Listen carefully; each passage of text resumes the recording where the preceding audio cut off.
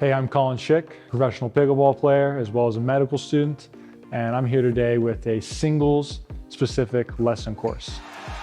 Outstretched Collin Shick with an angle he's only capable of. Today we're going to go over a bunch of the main fundamentals of singles, how the game has changed, some advanced topics for better players, as well as some miscellaneous tips that can help you in not only your singles game, but just in general in pickleball. So we're going to start with the serve. In the singles game, the serve recently as the game's evolved has become more and more important, as now you can start to get free points on your serve instead of the serve just being a way to start the point. So in this lesson, we're going to talk about how you can serve as well as where you can serve.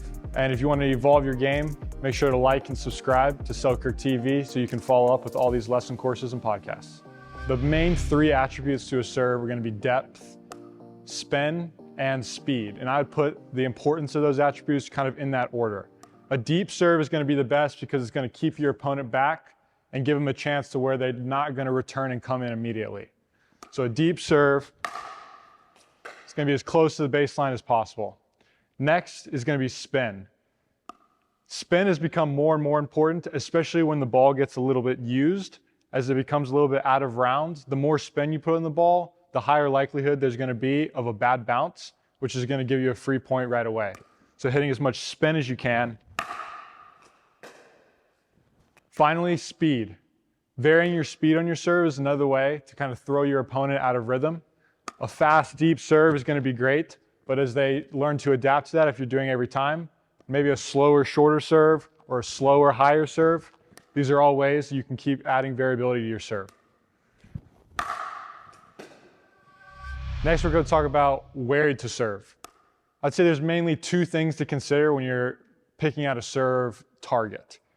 In general, let's say that your opponent backhand and forehand are about equal. Serving to the wide of the court is going to be your best bet because now you're going to force them to run the full length of the court and you're going to open the court up very big. So serving out wide is going to be good.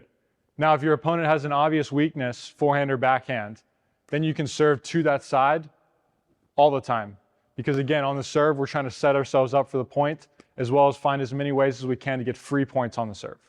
So if the opponent has a weaker forehand, even though I'm not serving to the wide, I might just serve as much as I can to the forehand.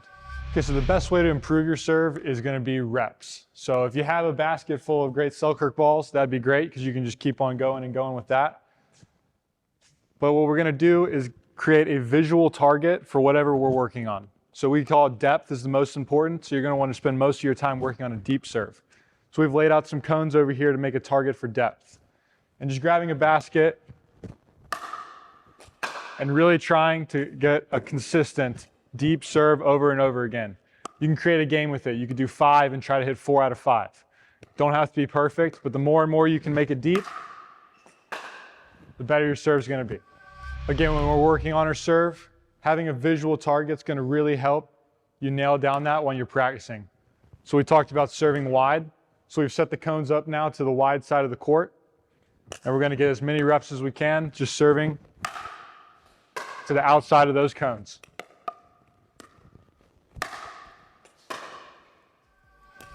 Everyone's going to have a favorite spot to serve, but what's also important is what's going to make your opponent uncomfortable. So practicing all the spots on your serve is going to be really important so that when you play an opponent that has a weaker side, you can really make sure that you're confident in hitting that spot, which is going to give you free points.